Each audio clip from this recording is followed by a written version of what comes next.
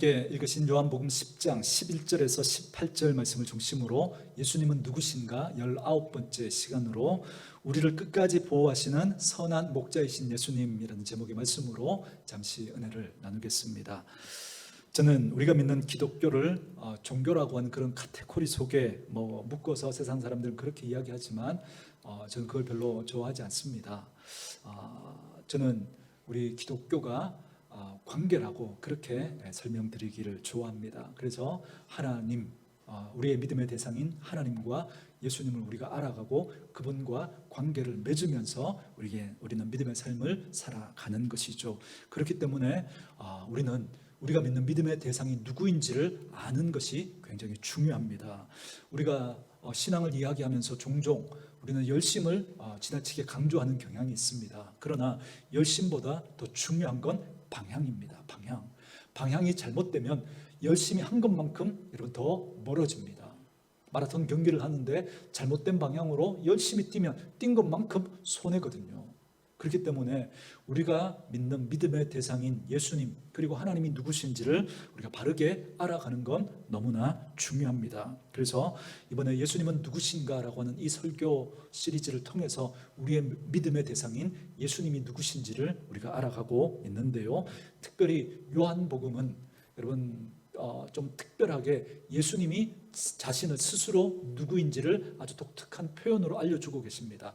에고 에이미라고 하면서 나는 뭐뭐이다라고 예수님이 친히 자기가 누구인지를 알려주시는 독특한 표현들이 나옵니다. 그래서 16번째 설교 때부터 이 요한복음에 나오는 예수님이 자신을 스스로 누구라고 말씀해 주셨는지 그 부분을 지금 우리가 살펴가고 있습니다. 그래서 예수님이 스스로 자신을 알려주셨기 때문에 여러분 지금 이 요한복음에서 예수님이 누구신지를 알려주시는 이 말씀은 더더욱 중요하다 그렇게 생각을 합니다. 그렇다면 오늘은 예수님이 자신을 스스로 누구라고 알려주시는지 우리가 말씀을 함께 살펴가도록 할 텐데요. 먼저 11절 말씀을 우리 같이 한번 읽도록 하겠습니다. 11절 같이 읽습니다. 시작.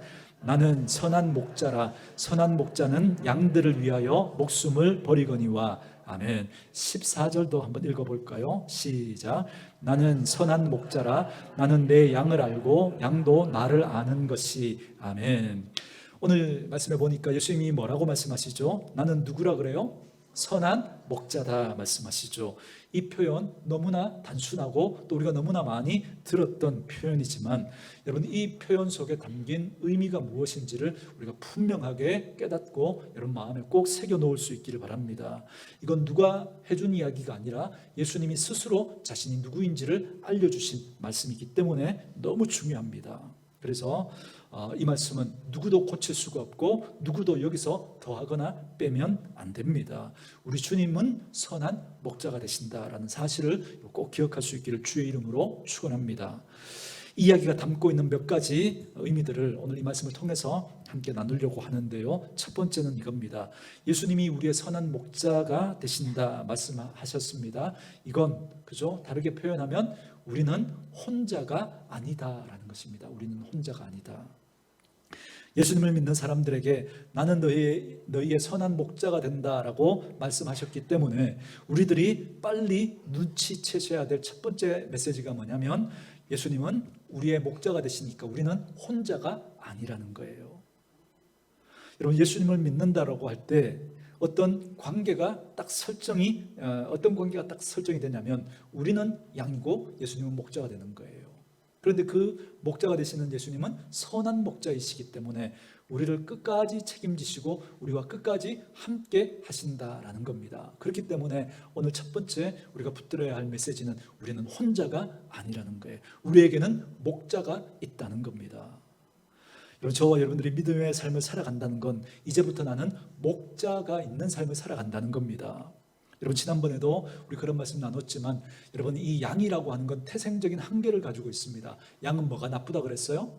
시력이 나쁘다 그랬죠. 그러니까 바로 앞에 것밖에 보지 못해요. 멀리를 보지 못합니다. 그래서 바로 앞에 것만 보고 앞에만 그냥 좋으면 가는 거예요. 그 앞에 낭떠러지가 있고 더 앞에 웅덩이가 있는데 보이지가 않는 거예요. 그 앞만 보고 가는 거예요. 여러분 이게 양이 가진 한계입니다. 그리고 양은 깨끗해 보이지만 여러분 그 털 속에 보면 얼마나 더러운지 모르죠. 그래서 목자가 이렇게 제때 깎아주지 않으면 생명의 위협을 느낄 만큼 여러분 양은 이렇게 태생적인 한계를 가지고 있습니다. 자기를 보호할 수 있는 능력이 전혀 없는 한계를 지닌 존재가 양이라는 거예요. 그런 양이 살아갈 수 있는 유일한 방법 딱 한 가지가 있는데 그게 뭐냐면 그 양에게 목자가 있으면 된다는 겁니다. 목자가.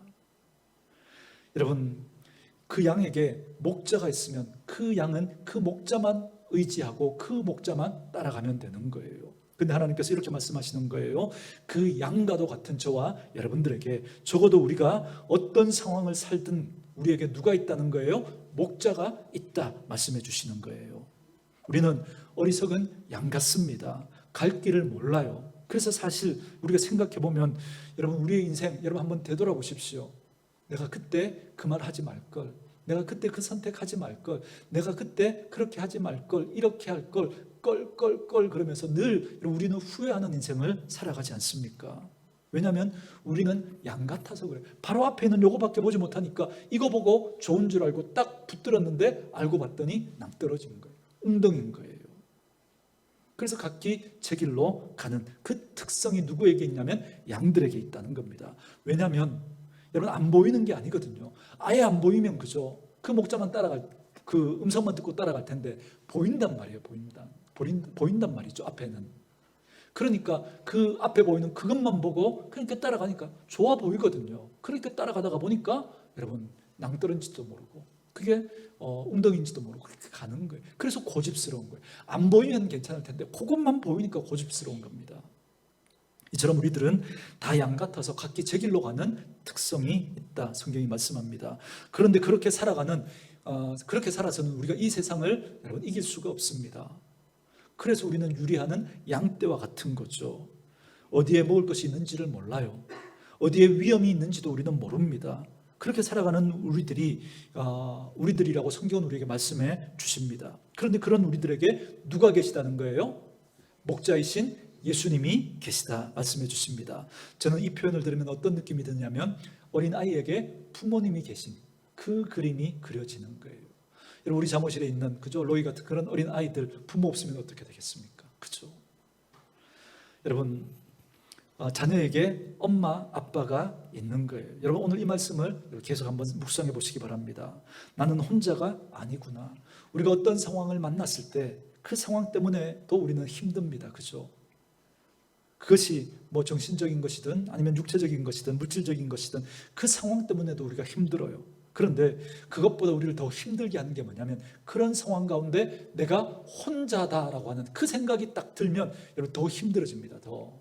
예를 들면 이런 거죠. 반에서 시험을 쳤는데 다 50점이에요. 다. 나도 50점이에요. 그러면 괜찮아요. 그런데 이번에 시험에 내가 80점을 맞았어요. 그런데 다른 친구들은 보니까 다 95점을 맞은 거예요. 그럼 힘들어요. 그럼. 점수로 따지면 50점보다 80점이 더 좋은 거잖아요. 그런데 다른 친구들은 다 95점인데 나만 80점인 거예요. 그럼 힘들어요. 그럼. 나 혼자인 것 같으니까. 여러분 우리가 이 세상을 살아가면서 그죠?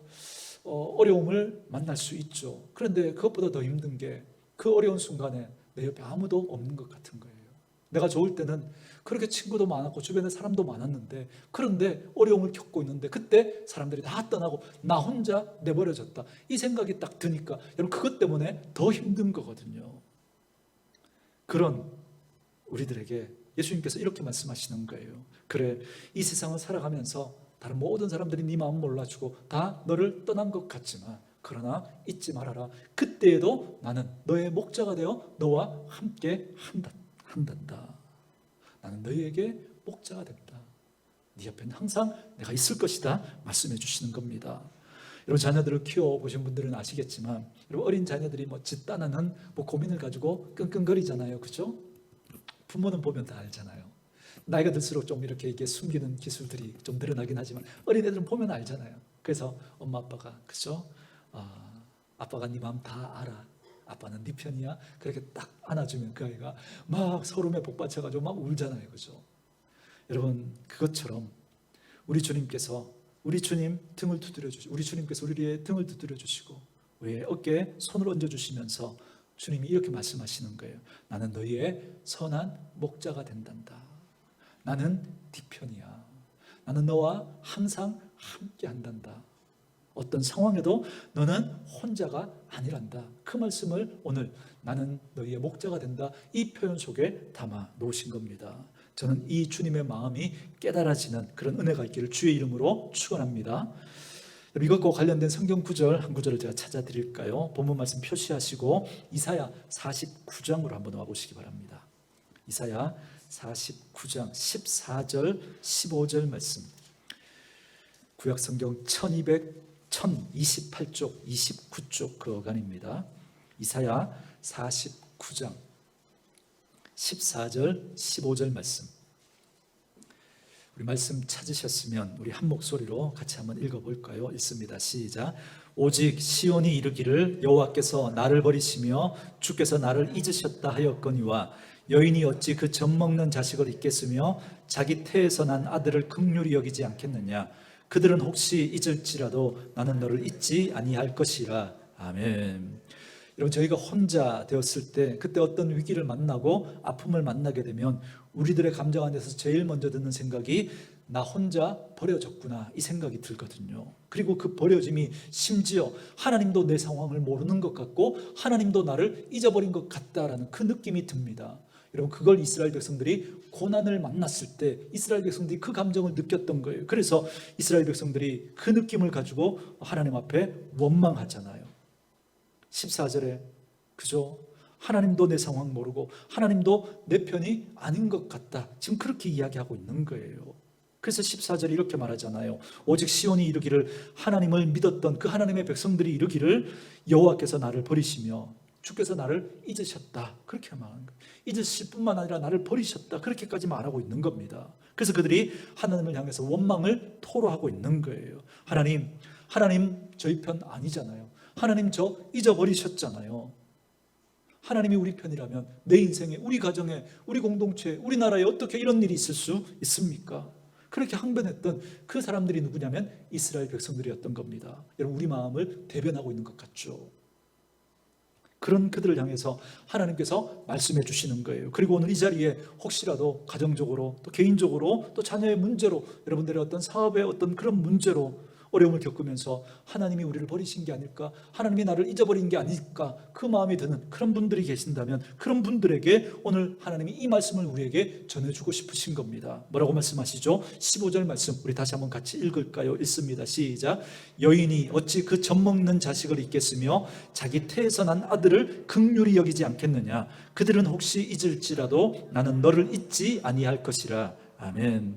하나님께서 말씀하시는 거예요. 우리가 잘 이해하라고 지금 부모가, 엄마가 그 자녀를 어떻게 잊어버리겠느냐라고 말씀하시면서 알려주십니다. 뭐라고 말씀하시죠? 어찌 그 여인이 그 젖먹는 자식을 잊겠느냐.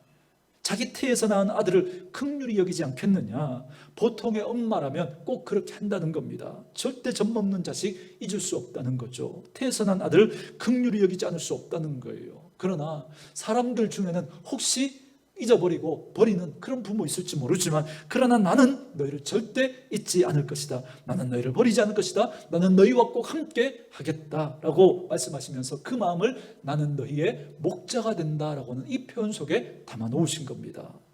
저는 저와 여러분에게 이 말씀이 믿어지는 복이 있기를 주의 이름으로 축원합니다.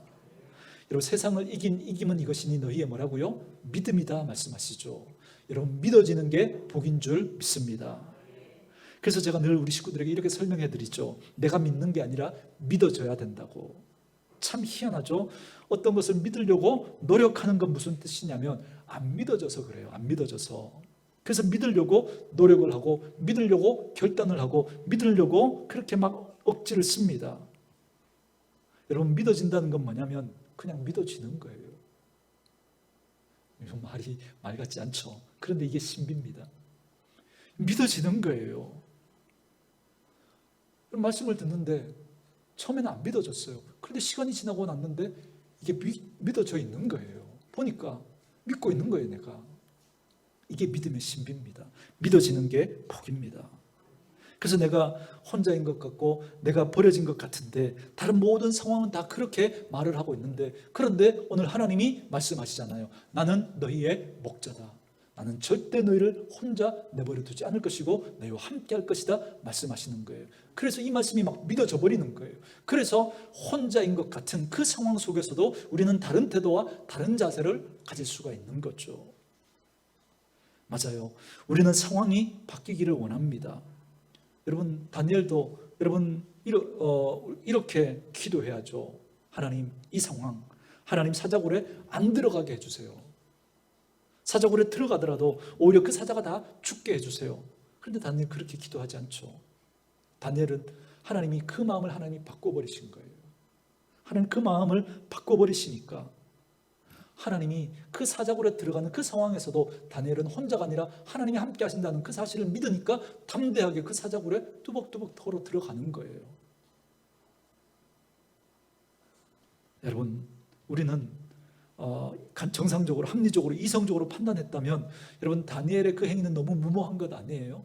그냥 30일만 그냥 하나님, 이 상황 하나님 아시잖아요. 그래서 속으로 기도할 수 있잖아요. 그러나 다니엘은 예루살렘으로 향한 창을 열고, 그렇죠, 자기를 음해하고 자기를 죽이려고 하는 것인 걸 알면서도 그렇게 기도하는 거예요.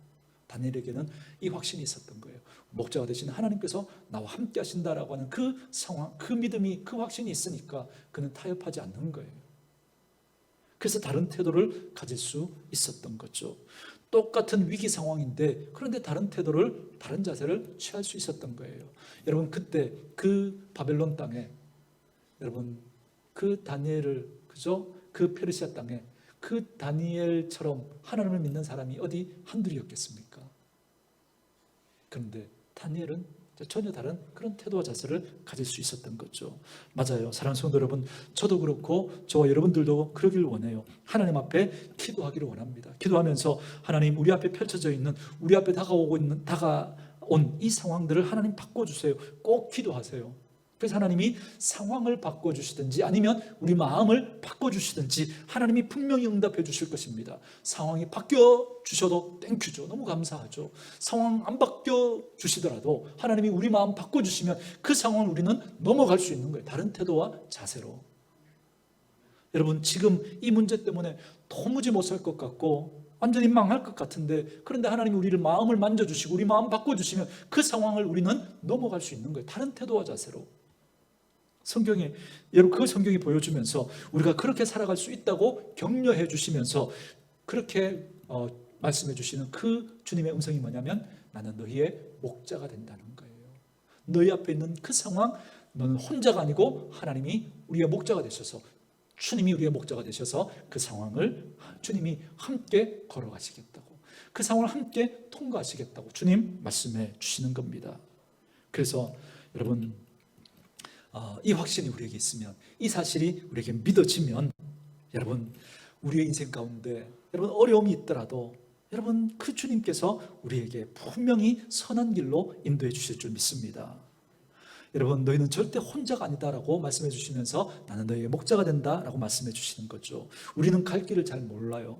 우리는 바로 앞에 밖에 보이지 않기 때문에 그 다음 보이지가 않습니다. 그 다음에 뭐가 있을까? 여러분, 그걸 알려고 하는 게 아니라 어차피 우리는 근시한 적이어서 여러분, 볼래도 볼 수가 없으니까 우리를 인도하시는 그 목자가 되시는 예수님 의지하고 그 주님과 함께 걸어가면 돼요. 그 주님이 우리와 함께 하신다는 그 사실을 믿고 걸어가면 됩니다. 그러면 내 인생에 또 다른 페이지, 또 다른 발걸음을 우리 주님이 인도해 가실 것입니다. 이 확신 가지고 다가오지 않은 미래지만 아직 내게 미지의 세계이지만, 그러나 그 주님이 우리의 목자가 되어 우리와 함께 하신다는 그 확신을 가지고 담대하게 그 주님 따라가면 되는 겁니다. 여러분, 깜깜한 어두운 시골길, 그런 길, 우리 아이들에게 4살, 6살 그런 아이에게 후레쉬 지어주고 가라고 그렇게 하면 갈 수 있을까요? 무서우니까 몽둥이 하나 지어주고 가라면 갈 수 있을까요? 갈 수 없어요. 아이는 절대 갈 수 없습니다. 그러나 후레쉬가 없어도, 몽둥이가 없어도 엄마만, 아빠만 함께하면 아이는 갑니다. 왜요? 그 엄마, 그 아빠를 믿으니까 손잡고 가는 거예요. 저희들의 손에 무언가가 그렇게 쥐어져 있어야만 갈 수 있다고 그렇게 이야기하지만 아니에요. 주님만 우리와 함께 하시면 우리는 능히 여러분 그 길을 통과해낼 수 있는 줄 믿습니다. 그래서 주님이 우리의 목자가 되신다, 이렇게 말씀해주고 계십니다. 저는 저와 여러분에게 이 말씀이 믿어지기를 주의 이름으로 축원합니다. 두 번째 말씀은 다시 본문으로 돌아오셔서 11절 말씀 우리 같이 한번 또 읽도록 하겠습니다. 11절 같이 읽습니다. 시작. 나는 선한 목자라 선한 목자는 양들을 위하여 목숨을 버리거니와. 아멘. 14절도 읽을까요? 시작. 나는 선한 목자라 나는 내 양을 알고 양도 나를 아는 것이. 아멘. 두 번째 말씀은 이겁니다. 주님은 우리의 목자가 되시는데, 그런데 그 목자가 어떤 목자라 그래요? 선한 목자다 말씀하시죠. 여러분, 예수님께서 10절부터 보시면 선한 목자와 그렇지 않은 목자를 계속해서 이렇게 대조해서 말씀해 주십니다. 여러분, 성경 보지 마시고 제 질문에 한번 대답해 주십시오. 선한 목자의 반대말이 뭘까요? 선한 목자의 반대말. 이것도 어려우신가요? 선한 목자의 반대말? 나쁜 목자, 악한 목자, 뭐죠? 그렇게 반대말 있죠. 그런데 선한 목자와 대조해서 말씀하시는데 나쁜 목자, 그런 말이 한 번도 안 나와요. 한 번도. 대신 뭐라고 나와요? 여러분 10장 1절부터 18절까지 쭉 보시면 선한 목자와 대조해서 어떤 단어가 나와요? 삭군, 도둑, 강도, 절도, 이런 표현들이 나와요. 그렇죠? 여러분, 왜 그럴까요? 여기 아주 중요한 여러분 의미가 담겨져 있습니다. 목자는 누구밖에 없다는 거예요? 예수님밖에 없다는 거예요. 예수님밖에. 나쁜 목자 없어요. 목자는 예수님밖에 없어요. 그래서 뭐라 그래요? 삭군, 강도, 절도, 도둑, 이런 표현 쓰고 있는 거예요. 여러분, 이 말 이해되세요? 선한 목자와 대조하면 나쁜 목자를 대조해야 되잖아요. 나쁜 목자가 안 나온다니까요. 강도, 절도, 도둑, 삭군, 이렇게 나와요. 그러니 여러분, 빨리 눈치채셔야 돼요. 그가 누구이든지 간에, 그가 어떤 사람이든지 간에, 여러분, 목자라고 하는 단어를 자기 앞에 붙이는 사람이 있으면 그건 다 가짜예요. 가짜. 분명히 기억하십시오. 가짜입니다. 다 강도고 삭군이고 절도입니다. 그게 누구이든지 간에. 목자라는 단어는 누구에게밖에 여러분 못 써요? 예수님에게밖에 못 써요. 예수님에게밖에. 우리 식구들은 절대 그렇게 생각하지 않을 테니까 우리 목사님이 우리의 목자다, 그런 생각 하지 마세요. 절대 하지 마세요. 저도 제 인생을 여러분 그렇게 인도할 수 없는데 제가 여러분들의 인생을 어떻게 인도해요? 저도 예수님 보고 따라가는 거예요. 그러면서 예수님 자꾸 이렇게 가르쳐 드리는 거지, 여러분 제가 여러분들의 목자가 될 수 없습니다. 목사님 저를 가르치는 게 아니에요. 저도 여러분도 목자가 아니에요.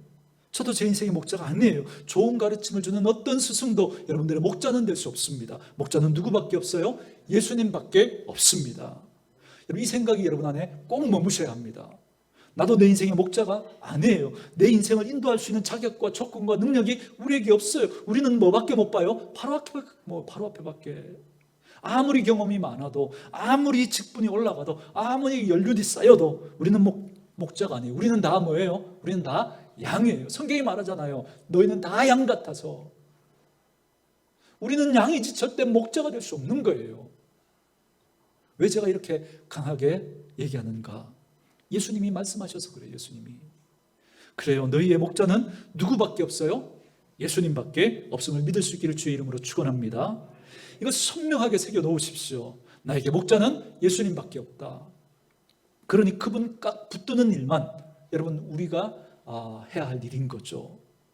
그러면 이단에 빠질 이유가 없는 거예요. 이단에 빠질 이유가. 그들은 목자가 아니에요. 그들은 여러분 우리의 길을 보여줄 수 없어요. 길은 누구만 보여줄 수 있어요? 오직 우리의 목자 되신 예수님만 보여줄 수 있는 거예요.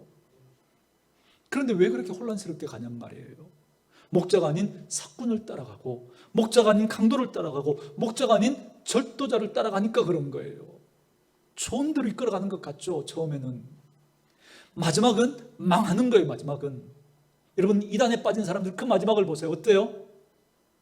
정상적인 삶을 못 살게 해요. 가정이 깨져버려요. 인생이 망가져버리는 거예요. 왜요? 목자가 아니라서 그래요. 절도고 강도고 도둑이기 때문에 그래요. 속지 마십시오. 목자는 예수님밖에 없습니다. 사람은 누구도 목자가 될 수 없습니다. 그런데 저와 여러분이 섬기는 그 예수님은 우리에게 선한 목자예요. 선한 목자. 여러분, 이 단어를 들으면 전 생각나는 게 시편 23편이에요. 그렇지 않습니까? 시편 23편 여러분 잘 아시는 그죠? 그 말씀인데 여러분 그 한번 펴두시고 제가 읽어드릴 테니까 시편 23편 한번 와보십시오. 선한 목자라고 하는 이 이미지는 바로 이 시편 23편의 배경이 담겨져 있는 그런 단어거든요. 그래서 23편을 제가 한번 읽어드리도록 하겠습니다. 펴두시고 1절부터 제가 읽습니다. 여호와는 나의 목자시니 내게 부족함이 없으리로다. 이게 다윗의 고백입니다.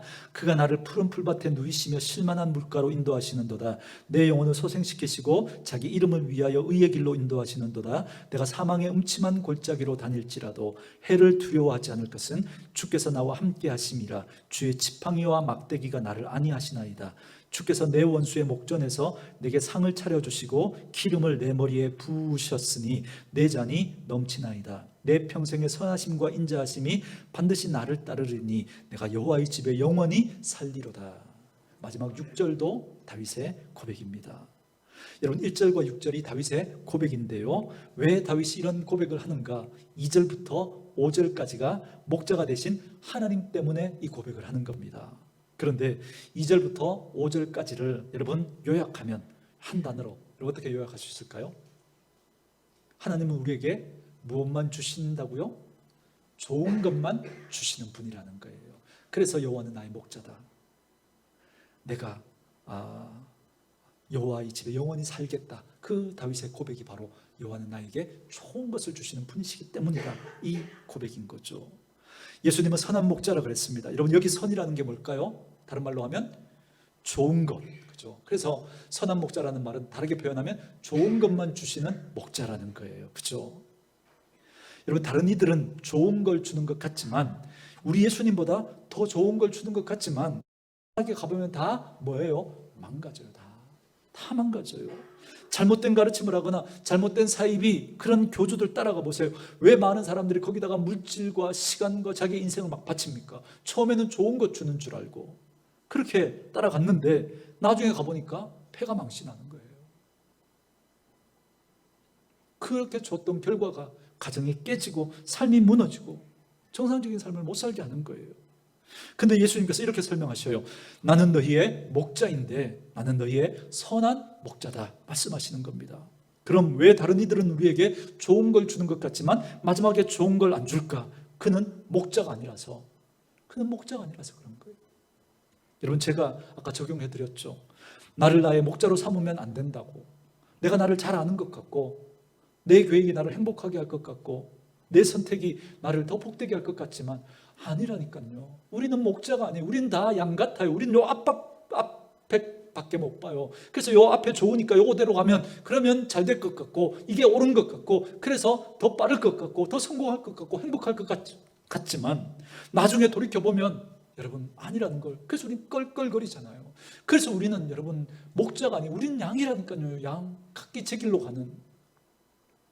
그래서 우리는 누구만 따라가야 돼요? 목자이신 선한 목자이신 그 예수님만 따라가야 한다고요. 예수님만 따라간다면 어려운 것 같지만 힘든 것 같지만 여러분 여기 23편의 다윗의 표현이 너무 재밌지 않습니까? 여러분 목자이신 하나님 따라갔는데 그런데 그가 어떤 사건을 만난 거예요? 어떤 시간을 만난 거예요?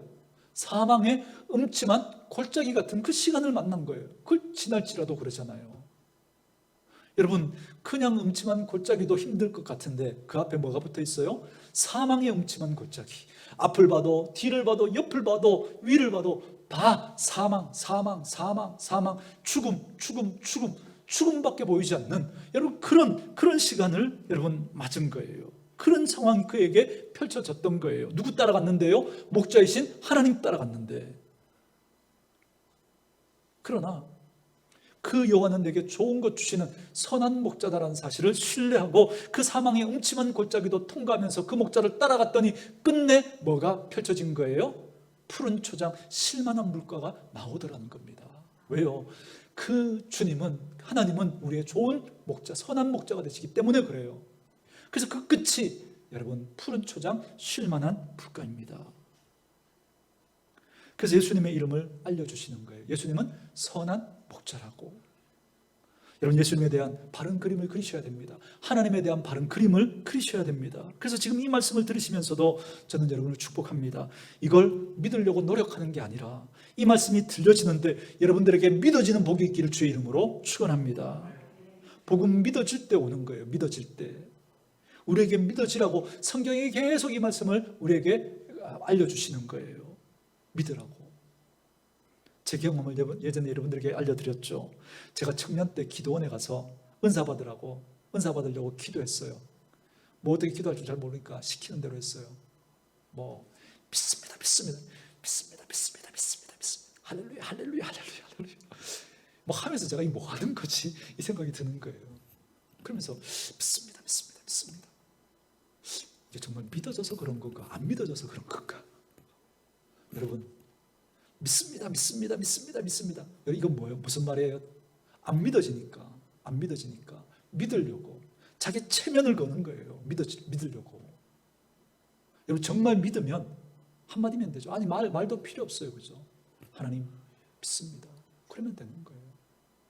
그런데 안 믿어지니까 믿으려고 믿습니다. 자기 체면을. 여러분, 고난이 오면, 여러분, 고난이 주는 유익이 있다고 늘 말씀드리죠. 고난이 오면 진짜와 가짜가 드러나요. 억지로 자기 체면으로 그렇게 믿으려고 해서 그렇게 믿는 줄 알았는데 고난 오면 다 드러나요. 다. 진짜 믿는 사람은 고난 가운데 빛을 발하게 되는 거죠. 여러분, 믿습니다. 그렇게 하지 마시고, 하나님, 제가 믿음이 없습니다. 하나님, 제게 믿음 주세요. 그렇게 기도하시고, 그리고 말씀을 읽으십시오.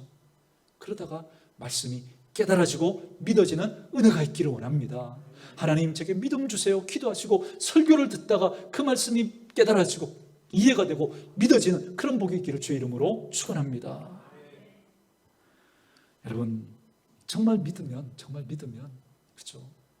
그게 믿어지는 게 그게 복이거든요. 처음에 안 믿어졌어요. 그런데 어느 순간에 보니까 믿고 있는 거예요. 처음에 제가 교회에 와서 얼마나 황당한 소리를 많이 하는지 제가 좀 기가 차지도 않았어요, 처음에. 그런데 어느 순간에 그 기가 차지도 않던 그 이야기들을 내가 믿고 있더라니까요. 설명할 수 없어요. 설명할 수가 없어요. 설명해낼 수가 없어요. 어떻게 하나님이 천지를 창조해요? 어떻게 사람이 무리를 걸어요? 어떻게 죽었던 사람이 다시 살아나요? 근데 그게 믿어져요. 그 황당한 이야기가 믿어지는 거예요. 그냥 이게 은혜고 이게 복인 줄 믿습니다. 저는 저와 여러분에게 이 은혜가 있기를.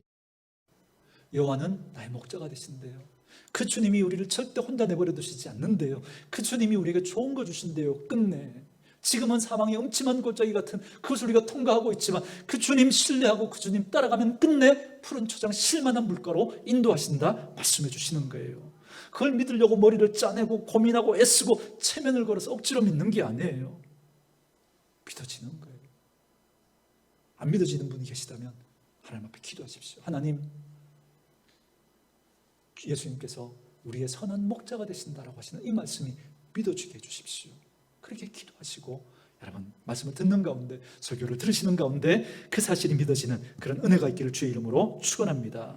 그 하나님이 우리에게 좋은 거 주신다 약속해 주셨어요. 여러분, 이거 어렵지 않죠? 저와 여러분은 어찌 보면 이 비유, 우리 자녀를 떠올리시면 여러분 금방 이해됩니다. 여러분, 한계가 있는 우리 부모이지만 여러분의 자녀에게 좋은 거 주고 싶으세요? 나쁜 거 주고 싶으세요? 좋은 거 주고 싶죠. 그러나 한계가 있는 부모라서 좋은 거 주고 싶죠. 못 줄 때가 있지만, 그러나 우리 주님은 전능하신 하나님이십니다. 그 주님이 우리에게 좋은 거 주시겠다고 약속하고 계십니다. 그래서 우리 그 주님 따라가면 끝내 주님께서 우리의 인생을, 우리의 삶을 복되게 하실 줄 믿습니다. 저는 이 약속이 믿어질 수 있기를 주님의 이름으로 축원합니다. 시편 34편 10절에 이런 말씀이 있어요. 제가 읽어드릴게요. 젊은 사자는 궁핍하여 줄일지라도 여호와를 찾는 자는 모든 좋은 것에 부족함이 없으리로다. 여러분, 우리 예수님은 우리에게 좋은 거 가져다 주는 분이라고 하시는 이 사실을 기억하시고 그 예수님께 기도하셔야 됩니다. 자꾸 그 예수님께 부탁하셔야 돼요. 여러분, 제가 기도의 정의를 내려드릴 때 하나님 앞에 말도 못합니까? 제가 그렇게 정의 내려드린 거 기억나시죠? 여러분, 우리 말도 못합니까? 말도 하나님 앞에. 근데 우리는 미리 우리가 판단해버린 거예요. 이건 기도해도 안 돼. 이건 기도해도 하나님 안 들어주실 거야. 이건 안 돼. 그렇게 판단하니까 기도하지 않아요. 여러분, 하나님 앞에 말도 못 해봅니까? 여러분 스스로 안 된다고 판단하지 마시고 하나님 앞에 말도 못해요? 기도할 수 있잖아요. 기도 응답 하나님이 아니야, 그것도 응답이라고 그랬잖아요. 아니요 그러면 아니야 응답으로 받으시면 되잖아요. 말도 못합니까? 여러분 어떤 것이든 여러분 하나님 앞에 기도하시면 돼요. 기도하시면 하나님 앞에 말씀드려보세요. 왜요? 그분은 우리에게 좋은 거 주시는 그런 분이라고 그렇게 말씀하시잖아요. 그러니까 말씀도 못 드려봅니까? 하나님 우리 아들 좀 도와주십시오. 하나님 우리 딸 좀 도와주십시오. 하나님 저 좀 도와주십시오. 하나님 제 마음 좀 도와주십시오. 하나님 저도 사는 것 같게 좀 살게 해주십시오. 하나님 앞에 말씀드려도 되잖아요. 혼자 끙끙거리지 마시고 하나님 앞에 기도할 수 있기를 주의 이름으로 축원합니다. 여러분 기억하세요. 내가 나의 목자가 아니기 때문에 아무리 생각을 많이 하고 아무리 고민을 많이 하고 아무리 방법을 짜내도 여러분 그걸로는 푸른 초장 잔잔한 물가로 여러분 갈 수 없다니까요. 좋은 거 같죠? 가보면 알아요. 가보면 얼마나 시끄러운지, 얼마나 요란한지, 얼마나 어려운지 여러분 여러분의 생각대로 한번 가보세요. 그 끝이 어떤가 알게 될 거예요. 나중에. 그리고 후회할 겁니다. 그런데 누구와 함께 가면요, 우리의 목자가 되시는 선한 목자가 되시는 그분과 함께 가면 사망의 음침한 골짜기 같은 그런 시간들을 우리가 통과할 수도 있겠지만 그러나 끝내 그 주님과 함께 그 길을 통과하고 나면 여러분 분명히 푸른 초장 잔잔한 물가가 펼쳐지게 될 것입니다. 그 사실을 믿으시고 그 선한 목자에게 여러분의 삶과 여러분의 가정과 여러분의 자녀와 여러분의 문제와 여러분의 형편을 아뢰면서 그분의 인도를 받으며 살아가는 저와 여러분 될 수 있기를 주의 이름으로 축원합니다.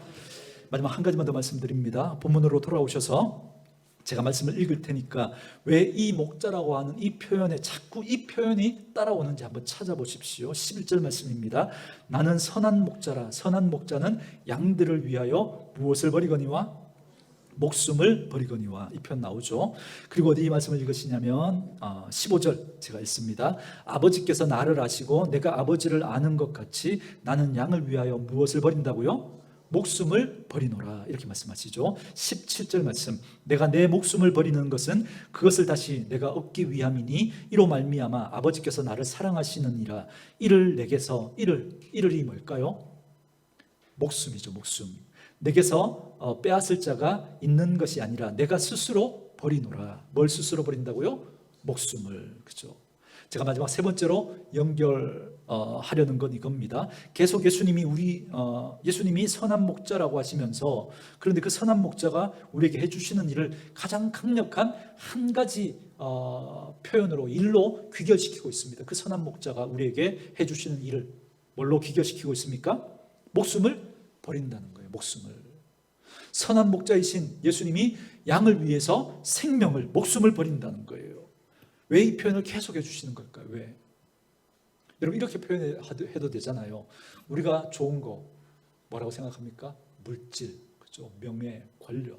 그러니 선한 목자이신 예수님이 너에게 물질을 가져다 주실 거야. 선한 목자이신 예수님이 너에게 먹을 걸 가져다 주실 거야. 선한 목자이신 예수님이 너에게 명예와 권세를 가져다 주실 거야. 이렇게 해도 되는데 그런데 예수님은 그런 표현을 쓰시지 않고 계속 반복해서 어떤 표현 쓰세요? 선한 목자인 나는 너희를 위해서 뭘 버린다고요? 목숨을 버린다. 계속 반복하세요. 내 생명을 준다는 거예요. 여러분 이게 무엇을 의미하는 걸까요? 이게 오늘 설교 제목과 같습니다. 예수님은 우리를 끝까지 뭐 하시겠다는 거예요? 보호하시겠다는 거예요. 예수님은 끝까지 우리를 보호하신다는 거예요. 여기 중요한 단어 보호일까요? 끝까지일까요? 끝까지. 그러니 여러분 인간 목자와 인간 일꾼과 인간 청지기는 누구도 양을 위해서 죽지 않아요. 그래서 목자가 될 수 없는 거예요. 그래서 오직 예수님만이 우리의 목자이신 이유, 그분은 우리에게 목숨을 주고 우리를 살리겠다 그렇게 약속하셨기 때문에 그래요. 강요해서가 아니에요. 누가? 예수님 스스로 그렇게 자신을 내어주시면서 우리를 살리시겠다는 겁니다. 이건 무슨 뜻이냐면 난 무슨 일이 있어도 절대로 너를 버리는 일 없을 뿐만 아니라 끝까지 책임지고 끝까지 보호하시겠다는 거예요. 제가 말씀드렸죠. 예수 믿고 구원받지 못할, 천국 가지 못할 사람 한 사람도 없다고. 왜요? 예수님은 끝까지 우리를 버리지 않으니까. 끝까지 우리를 책임지고 우리를 보호하시니까. 예수 믿고 구원받는 사람 절대 사단에게, 귀신에게 여러분 그렇게 귀신 들리는 일 없습니다. 왜요? 예수님은 우리의 선한 목자가 되어서 끝까지 우리를 지키시고 우리를 보호하시겠다고 약속하셨기 때문에 그래요. 여러분 믿을 수 있기를 바랍니다. 그러니 여러분, 예수 믿는 사람들에게 귀신 들렸다? 그런 표현 함부로 하지 마십시오. 절대 그런 일은 없습니다. 성경이 분명히 말씀하시잖아요. 어떻게 여러분 바알과 여러분 하나님 함께 할 수 있습니까? 어떻게 빛과 어둠이 함께 할 수 있습니까? 그 마음에 예수님 계신데 어떻게 거기 여러분 사단이 여러분 귀신 쓰일 수 있습니까? 사단이 들어갈 수 있어요? 없어요. 우리에게 나쁜 생각을 주는 거죠. 그 생각을 주는 거죠. 우리 생각을 자꾸 이렇게 자꾸 나쁜 패턴으로 그렇게 바꾸어가고 우리를 자꾸 혼란스럽게 하는 거죠. 속으시면 안 됩니다. 그러니 영적 싸움은 여러분 우리와 마귀와의 싸움일까요? 예수님과 마귀와의 싸움일까요? 예수님과 마귀와의 싸움이에요. 여러분, 예수님과 마귀와 싸우면 누가 이겨요? 예수님이 이기죠. 여러분, 요한 1서 3장 8절에 이렇게 말씀하시죠. 내가 이 땅에 온 것은 마귀의 일을 멸하려 함이라. 다시요. 내가 이 땅에 온 것은 마귀의 일을 멸하려 함이라. 그렇게 말씀하신 예수님이 마지막에 십자가에 못 박히시면서 마지막에 하셨던 말씀 무엇이죠? 돌아가시면서 다 이루었다, 다 끝냈다. 뭘 끝냈다는 거예요? 마귀의 일을 멸했다는 거예요. 끝냈다는 거예요. 예수님이 승리하셨다는 겁니다. 그러니 우리는 누구하고 승부를 걸어야 돼요? 예수님하고만. 절대 마귀는 여러분 우리를 넘어뜨릴 수 없어요. 예수님이 우리를 지키시고 보호하시니까.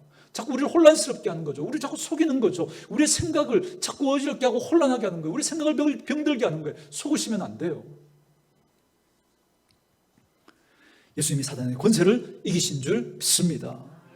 그래서 우리는 사단 생각하지 마시고 예수님 생각하면 돼요. 예수님 붙들면 돼요. 그 예수님 붙들면 사단 우리를 더 이상 여러분 속일 수 없어요. 더 이상 우리를 혼란스럽게 할 수 없습니다. 예수님만 붙들고 예수님 생각하시고 살면 됩니다.